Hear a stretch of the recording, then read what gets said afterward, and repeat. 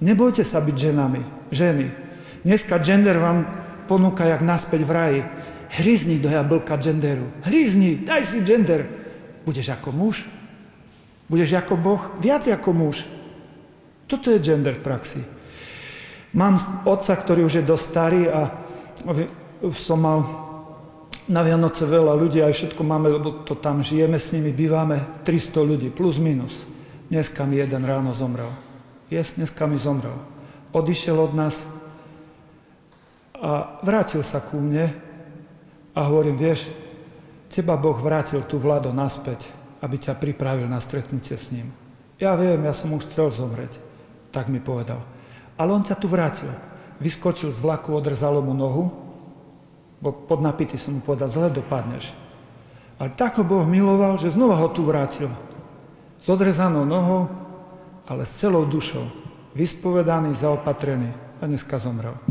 Celý život góly dostával a vyhra zápas. To je Amerika. To je paráda. Vidíš? To je paráda. No, teraz tá rozprávka. Vošiel som k otcovi a bola popelka. A to je krásna rozprávka. Ja som už ku koncu rozprávky došiel Škóda, si myslím, už som si sadol rýchlo k otcovi. Princ zbadal, že tá obyčajná popelka, že to je tá nádherná princezna. Ona na koni prichádzala už a on také oči vypulené, ústa otvorené a taký rozžiarený celý. Prišiel ku nej, vyskúšal črevičku, dal jej prsteň, zobral ju na ruky. Páni, to je Amerika. Ktoré dievča, ktorá žena, aj babka, ktorá by nechcela byť popelka, nože dvihnite ruku. Veď to každá žena normálna by chcela byť popelka. Veď to je to krásne. Ktorý z tých chlapcov, z mužov, aj detkov, ktorý by nechcel byť taký princ, perfektný princ, ktorý chytí tú popelku takto do rúk. Čo robí ideológia gender? Ničí nielen rozprávku, ale aj skutočnosť. V tej rozprávke preložím do ideológie gender. LGBTI. L, G, B, T, I. Pre starších, ktorí idú na internet. Čo to je to LGBTI? L, to sú dve lesby. Preložím do ľudovej reči. Dve princezne. Princezna z konia skočí do rúk druhej princezny. Táto tak kľakne dolu. No a teraz druhý prípad. L, G, to sú dvaja gejovia. Dvaja muži. Dvaja princovia. Jak on by ho bral z konia? Jak mech gruli. Tak Búh by ho preručil. Poď sem, čo by sa s ním nemaznal. Jak v rece zemiakov, tak by ho preručil. To je G. L, G, B. Som muž a raz mám šmak na ženu a po obede mám šmak na muža. To je B. Bisexuál. Raz so ženou, nemravne spolužijem a druhýkrát nemravne spolužijem s mužom. Ani jedno, ani druhé nie je bez hriechu. Keď sme vedeli dakedy kňazi odvážne povedať heterosexuálne hriechy, nezosmilniš, a prečo by sme nevedeli dneska povedať homosexuálne hriechy? Žiadni cudzoložníci mužov a tak ďalej. Tam hovorí svätý Pavol apoštol. Odvážne. Kto to má povedať, keď nie my farári? Toto je čierne a to je biele. Tak máme hovoriť. Jasne. Zrozumiteľné. Toto je dobrý skutok, to zlý. Keď to my, kňazi, nenazveme, kto to ešte povie? Áno, možno, že nám zotnú hlavu. Už mi tak raz povedali, zotnú ti hlavu, Marian. Budem rovno stať. A odpust Bože za sebavedomie, prosím, aby som rovno stal. Tak, aby som nedopadol jak Peter. Daj, Pane, aby som rovno stal. Nech sa páči. Prehrať s Kristom znamená vyhrať. Prehrať definitívne s Kristom znamená definitívne vyhrať. Ján Krstiteľ a Herodes. Kto je dneska víťaz? Kto? Vtedy povedali, nemal hovoriť. Fikli mu hlavu. Dneska? Dobre, že hovoril. Tak zasvietil 2000 rokov dopredu. Nesmie žiť s cudzou ženou.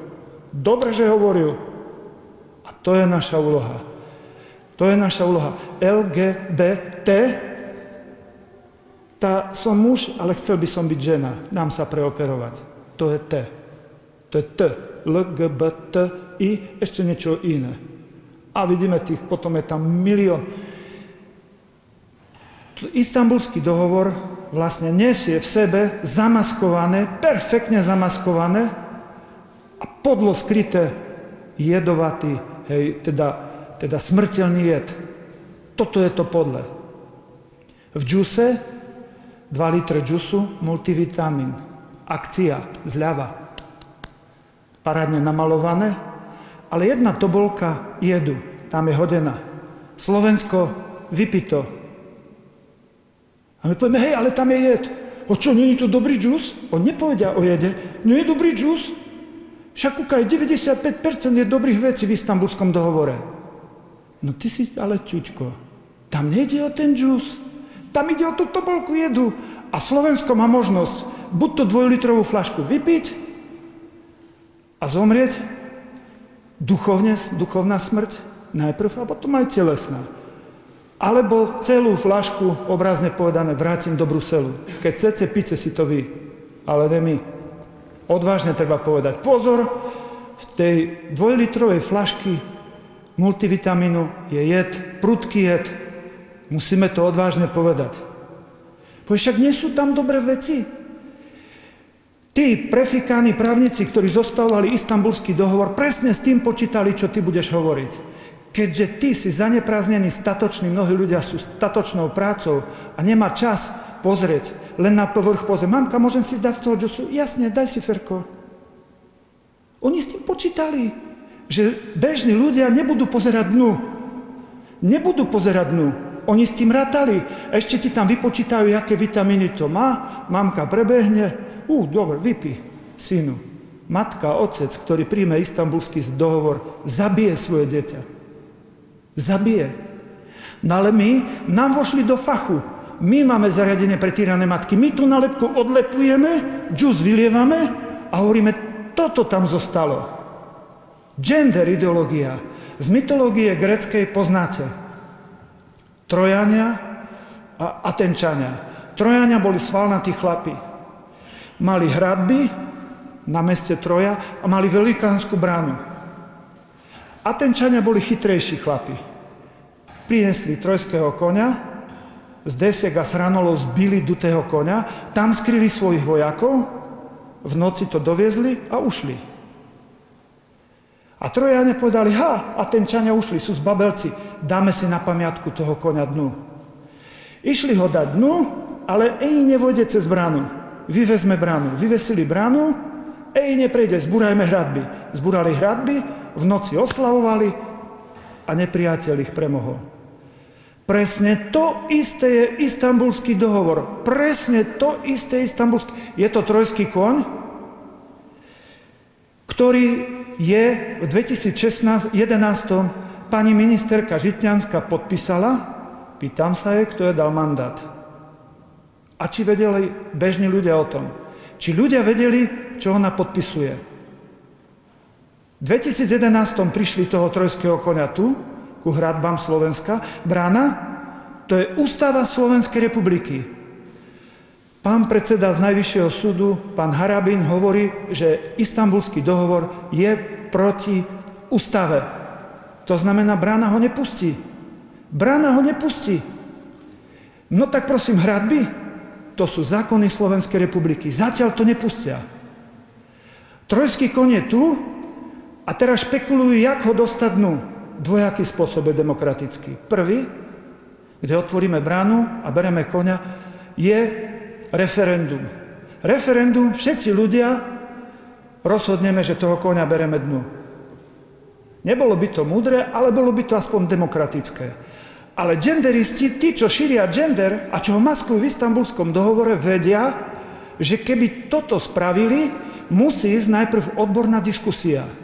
V odbornej diskusii by sme ich porazili. Kto? Všetci odborníci, čo s tým robíme. Všetci. Psychológovia, psychiatri, lekári povedia, to je pekná somarina, ten váš gender. Pedagógovia, my, čo máme dlhoročnú prax, povieme, to je hlúposť na hlúposť, čo vy rozprávate. Je to jedovaté a nebezpečné. Tam by sme ich porazili. A oni nepôjdu tou cestou referenda. Tak skúšajú ratifikáciu. Čo to je? Cez parlament. Získame si poslancov a poslanci otvoria brány a pustia ten Istanbulský. Ale nezískali. Vďaka Bohu máme viac múdrych poslancov ako hlúpych. Viac. Naozaj. Viac vďaka Bohu nepustili dnu. Lebo bolo by to jak v Rakúsku. Mám tam kamaráta vo Viedni, kňaza, ktorý mi povedal, vieš Maroš, my sme v noci išli spať a ráno sme sa zobudili a gender už bol tu. Gender už bol tu. Pozrite si do Španielska. Andalúzia dolu, jak sa Španielsko dotýka dolu už Afriky, tam je Andalúzia, tam je to také dačo, nazvime to tak, ľudov, aby sme rozumeli, východné Slovensko. No, také dačo tam dolu je a tam už, nie celkom je to presné, bo to je, ale prirovnávka, aby sme tomu rozumeli. A tam prijali už gender. Opovážiš sa tam povedať, že muž a žena. Opovážiš. Tu ráno si trestoprávne zodpovedný. Žiadna popelka, kamaráde, ne? 2 popelky môže byť, 2 princovia a môže byť. Princ, keď sa dá preoperovať, môže byť. Princezna, keď sa dá preoperovať. Abo raz vybere muža, raz ženu, môže byť. Toto tu je ideológia gender. Toto tu. Ideológia gender je jeden balíček, prefikane urobený, počíta s tým, že ľudia nebudú mať čas. Ale my máme čas. Lebo nám vošiel do našho fachu. My ten balík rozbalujeme a povieme, toto nesme my. Žiadna pomoc týraným ženám. To je nalepka, maskovacia nalepka, lebo tí, ktorí gender na Slovensku šíria, nemajú ani jedno zariadenie pre týrané ženy. Nemajú žiadnu sociálnu prax, s týmito ľuďmi nemajú primerané vzdelanie, s tými, nech sa páči. O čom vy rozprávate? O čom vy rozprávate? Keď premiér povedal, že nebude ratifikované, ale že príjmu prísnejšie opatrenia, ako je v Istanbulskom dohovore, ako keby povedal, obrazne povedané, prelejeme multivitamín, ktorého je škoda, cez sitko a gender vyhodíme von a multivitamín vypijeme. Toto povedal. Ak by im išlo o tyrané ženy, tak by skakali, hurá, paráda, lebo ešte prísnejšie budeme než Istanbulský dohovor. Ale oni boli urazení. Prečo? No lebo tu sa vyzradili, nešlo im o džus, o pomoc tyraným ženám. Išlo o to, aby náš národ slovenský, jak hlúpa hus, prehltla tú tabletku zabijaka genderu. O to im šlo. A tu sa vyzradili. A to je podlosť genderizmu. Toto tu. Ten gender, tá kapsla, rozbalme ešte aj tu. Čo v sebe prináša?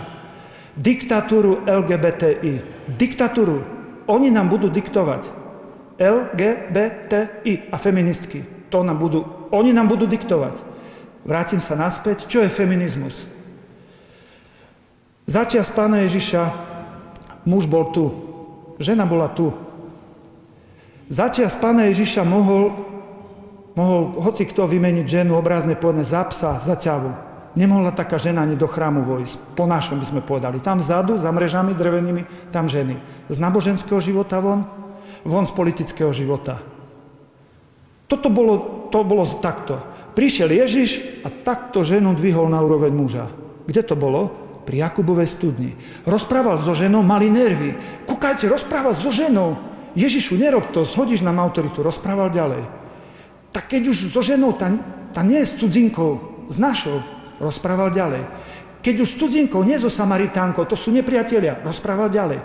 Keď už so Samaritánkou, to aspoň s nejakou čistou, nie cudzoložnicou, rozprával ďalej. Čo tým Ježiš povedal? Každá žena je rovná mužovi, čo do dôstojnosti. Toto zrobil Ježiš. Presne toto zrobil Ježiš. A Kufa len opakuje, čo vidí u Ježiša. Keď ženy robia toto, to sú statočné ženy a odvážne ženy, ktoré bojujú za toto. Že chcú byť rovnocennou partnerkou muža. To je ono. Nie služkou, nie psom, hej, rovnocennou partnerkou muža. Keď robia toto ženy, to sú statočné ženy. Toto není feminizmus. Oni nás len magoria s tým. Ženy feministky chcú toto. Vládnuť nad mužom. Kým robia toto, Kufa je za nich. Jak robia toto, Kufa je proti ním. Nie proti mňa, oni proti mňa. Čože proti mňa? Oni sú proti Bohu. A to je istá prehra. Ty žena, ty nesi pes, žena, ty nesi ani Boh. O tom rozprávame, keď hovoríme o feminizme. Nie o tomto. Zahmlievajú hmle liberalizmu. Hovoria, a či nemôže byť žena? No, toto áno, ale oni robia toto. No a teraz sa vráťme naspäť. presne tie feministky, tieto nosia najlepšie ten gender ideológiu. A my tým mužom ukážeme a skáču na tribúne v Prahe, ale muži im postavia tribúnu. Prišli v 2017 v lete ku nám pedagógovia z Brnenskej univerzity. Prišli ku nám, tu do Žakovec. A povedali ku nám, u nás, pane faráži, máme nejakou profesorku, alebo neviem, či profesorka, neviem jej titul, a ona začala prednášku. Vážení kolegovia a kolegynke, žiadneho muže nepotřebují. A hneď, ak to povedala, zasekol sa aj ten meotar. No, nevedela ste nič, nervy mala. Honzo, poď to udelať, honem. Tak ju Pán Boh ponižil. My, muži, potrebujeme vás, ženy. Aj my, čo sme celibát, áno, veď mňa Bocia nedonesol. Keby nebolo ženy, ja dneska nesom tu. My vás bytostne potrebujeme. Ale vy, ženy, potrebujete nás. Tak to Boh zariadil. Minulého roku som išiel v aute a feministka na slovenskom rozhlasi. Žiadneho muža nepotrebujem, drevo si narúbem sama a dosky na nabytok si zašrubujem sama. A čo ste urobili, pán farár? Vypnul som feministku a poučil som devčatá v aute. A kto ti zrúbal ten strom, keď nie muž? Kto ti ho doviezol z lesa, keď nie muž? Kto ho porezal na klatíky, keď nie muž? S jakou pilkou? Muž ju vymyslel. S jakým šiel traktorom? Muž ho vymyslel a aj zhotovil. Po jakom moste šiel? Muž ho zhotovil. Ktorá žena postavila? Ktorý most? Jaké lietadlo tu prešlo? Muž ho zhotovil. Helikoptera? Zhotovil muž. Prosím pekne, jaké desky ty šrubuješ? Kto ti ich pripravil? Muž. Kto vymyslel šrubovák, šrubky, keď nie muž? Prosím pekne, feministka, čo máš oblečené? Kto zhotovil túto latku? Kto zhotovil ten stroj, čo uplietol takúto latku? Muž? Čo máš obuté? Kto zhotovil ten stroj, čo vyrezal tú kožu a zošil? Muž? Vymyslel a zhotovil. Jaký máš lak na hlave? Kto ho vymyslel? Muž? Jaké máš náušničky? Kto je zhotovil? Muž? Jaký máš lak na nechtoch? Muž. Feministky by bez mužov dodneska skakali po pralese a nahé. Tak je to. Není to útok na ženy. Milované manželky, normálny milujúci muž by toto nedovolil. Veď tie najkrajšie veci, ktoré zhotovil muž, urobil z lásky k žene. Kvôli komu postavil ten dom? Kvôli svojej milovanej manželke. Kvôli komu spravil tú cestu? Aby sa nepotkla jeho matka. Kvôli komu spravil most? Aby do potoka nespadla jeho dcerka. Nemal by kto postaviť most, keby nie žena. Nemal by kto zhotoviť lietadlo, keby nie žena. Nemal by kto zhotoviť auto. Veď kto ťa priniesol na ten svet, keď nie žena? Kto ťa prvý krmil, keď nie žena? Kto ťa prvý prebaloval, keď nie žena? Boh tak urobil, že my muži vás bytostne potrebujeme. Ženy, nie feminizmus. Ženy. Normálne ženy, princezny, popelky. Toto. Tá spevačka Zuzana Smatanová, som sa naučil, meno som nevedel, hej, hovorí, nekráčaj predo mnou, neviem ťa nasledovať. Nekráčaj za mnou, neviem viesť. Nekráčaj vedľa mňa, bo chcem rukami rozhadzovať. Vezmi ma na roky, môžeš ma niesť. To je ono. Toto hlása Kristus. Aby Boh, obrazne povedané, tú ženu v láske zobral do rúk, vyboskal, vystiskal a ona bude len s očami dávať smerovky. Doľava, Fero doprava. Keď ju miluje, prosím. Ženy, nebojte sa byť ženami. To najkrajšie na žene je ženskosť. Nedajte si to zobrať. Nevymente, jak to ten Krištof Kolumbus, keď bol, tak jak to objavili tú Ameriku a tí mali domorodci kopec tých náušnic v nose, aj v ušiach, veľa zlata. A teraz nevedeli, či ich zabíjať, či ne. Prišli na to, rozbili farebné flašky, červené, zelené a vymenili za sklička. Genderisti vám ponúkajú vymen za obyčajné skličko zlato, hodnotu matky. Tomko Chromik, nie je tu, šiel na medzinárodné stretnutie, nie je tu. On to krásne hovorí. Je taký rebrík, čo malujú viete, 2 rebríky a ten maliar tam chodí po izbe a maluje. Z jednej strany toho rebríka ide muž s diplomatkou hore na kreslo a z druhej strany ide žena. Ale tá žena ide neisto, lebo sa obráca, decko plače. A feministky toto hovoria. My nemôžeme ísť na kariéru na to kreslo preto, lebo nám zavádza dieťa. Toto vám ponúkajú. Za farebné skličko, aby ty si bola hore, aby si mala funkciu, aby si mala postavenie, pusti deti. A toto je diabolské. V hocičom vás, devčatá a ženy, nahradíme. V hocičom. Aj vo varení. Neviem, jak by to v mojom prípade dopadlo. Ja okrem čaju som neuvaril nikdy v živote nič. Raz som urobil ešte praženicu, ale to neviem, či som usmažil, uvaril alebo upiekol, neviem. Ale potom sme to dali, ani mačky to nechceli žrať. Čiže na nás zabudli, naši odišli, kde si pri babke nás nechali, už sme nevedeli, čo tam sme robili, ale takú s múkou praženicu, a to bolo hrozné. Ale k nám nezáležalo, aby ste prežili, našiel by som v kuchárskej knihe, jak by sme tu prežili. Keby ste zomierali od zimy, neviem štrikovať, ale od strachu by som sa naučil. Keby iba odo mňa záležalo, každé 4. očko potiahnem, 6. pustím, naučím sa to. Ale keď poviem, chcem byť matka, som skončil. Tu ste nenahraditeľné. To je ten klenot, o ktorý vás chce obrať pyšný gender. Tu je žena nenahraditeľná. Alebo budeš matkou, alebo budeš nešťastnou ženou. 3 druhy materstva. Duchovná matka, tam sú reholné sestry, telesná, rodím deti v manželstve. 3. Z nejakého dôvodu nemôžem mať deti, ale pomáham pri starých, chorých a opustených, alebo pri deťoch. Teda matka, všetky 3 sú rovnocenné. Jedno z tých je tvoje. Ak nebudeš matka zriadená podľa Božích príkazov, jedno z tých 3, tá budeš nezriadená. Prečo? Boh ti dal to materstvo, starostlivosť. Nechceš zriadené, budeš nezriadené. Vo Frankfurte som bol, kúkam z kočíka, tá žena, čo to ťaha? Vyoblikaný pes. Psa. Fuj. Mačky, psi, škrečky. Kaktusy, fikusy, filadendrony. Toto bude robiť žena. Keď nezriadené, tak to dopadne. Úplne vykolají ženu. Máš takú hodnosť, a to je najvyššia hodnosť ženy, byť matkou. A toto máš naučiť svoju dceru. Nie, my tým mužom ukážeme. Prebudíš len mužskú pichu, ješitnosť, otázka času a ten muž zroluje tú ženu. Aj s genderizmom, aj so štágiu zroluje. Piv, otázka času.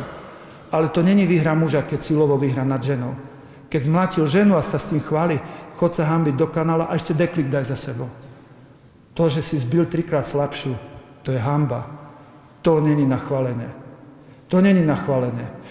Prosím, ideológia gender.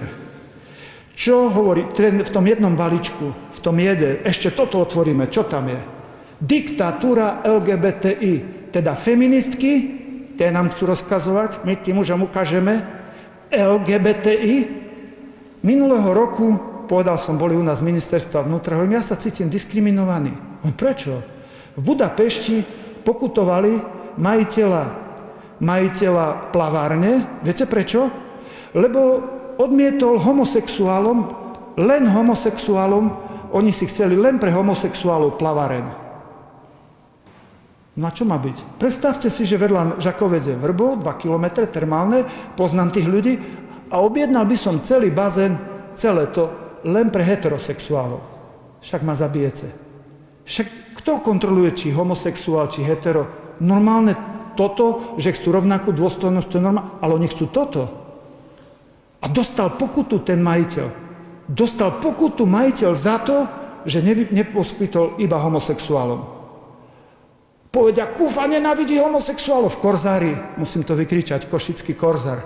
Včera večerom taký hnusný článok na mňa. Hej, no a na Ježiša čo všetko hovorili. No a Kufa homosexuálov nenávidí. Áno, poď sa ku mne pozrieť.